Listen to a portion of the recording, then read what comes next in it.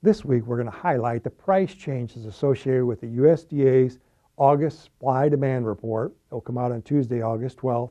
Then we're going to turn our attention to the latest crop condition ratings for beans as well as the weather trends. We're going to wrap things up this week with a long-term review of November soybean futures.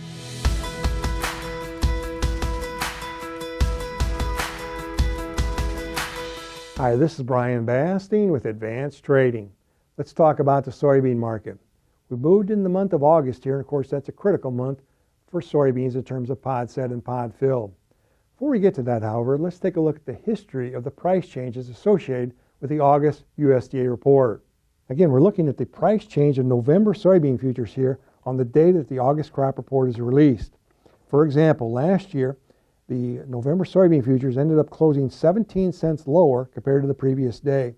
Here's the key message. Look at that price volatility over time. Many years, double-digit decreases and even double-digit increases associated with this report. That's why it's critical to work closely with your trusted risk management advisor to have your risk management positions in place prior to the release of this report on Tuesday, August 12th. Let's shift gears now and take a look at the latest crop condition ratings from the USDA. USDA came out on Monday of this week and said that crop conditions declined 1 point in terms of the good to excellent ratings from 70% last week to 69% this week. Notice it's still above last year's total of 68%. Kind of scattered results.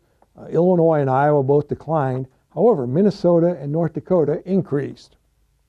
Let's now take a look at our aggregate crop condition index here. Notice it did decline from last week, but of the last 8 years, we're still at the second highest level for early August over that time period, trailing only 2020. Let's now take a look at crop progress, specifically looking at soybean setting pods. We're looking at, on average, U.S. soybean setting pods increase approximately 24% between August 3rd and the 17th. So a critical time for beans as we approach this mid-August time period. Of course, weather will have a critical result in determining final bean yields. Let's take a look at the latest forecast. Our slides this week, as usual, are courtesy of T-Storm Weather. Now, starting out here looking at a much warmer pattern developing through Thursday of this week. The cool air is gradually going to subside. Much warmer readings, upper 80s to low 90s are going to develop. How about rainfall? Through Friday of this week, the heaviest rainfall is going to be across that pink area there, highest in both amounts and coverage.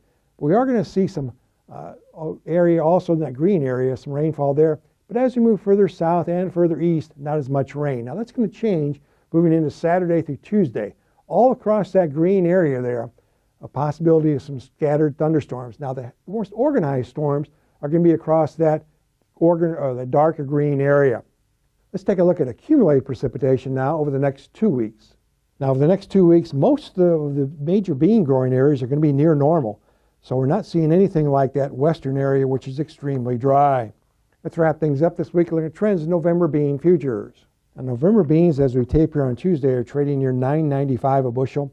Notice between now and that August crop insurance price period, still the potential for a lot of price volatility. So that's why we encourage you to continue to work closely with your trusted risk management advisor to manage price movement and avoid price prediction. Now, if you'd like more information, please feel free to contact us at 800-664-2321. We'll put you in contact with our risk management consultants who'll be happy to visit with you at your convenience. And remember, we upload every Wednesday. Make sure to subscribe to our channel to never miss an update. And remember to join us on Tuesday, August 12th at 1:30 p.m. Central Time for a live YouTube summary of the USDA report. Thanks a lot. Have a good week.